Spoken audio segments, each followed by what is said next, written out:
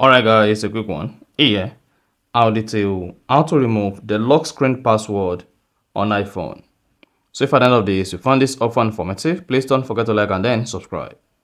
Now to remove the lock screen password on your iPhone, all you need to do is go ahead and open the settings app. On the settings, scroll down, locate and click on Face ID and passcode. Type in the current iPhone passcode, then hang on. Now for you to remove the passcode, just go ahead and click on Turn Passcode Off. Select Turn Off. And then hang on. If everything works perfectly for you, spot that says to turn off your iPhone, just go ahead and type in your Apple account password. After that, go ahead and hit the turn off button. Now, once you selected the turn off button, hang on a couple of seconds. Now, go ahead and type in your current passcode. Afterward,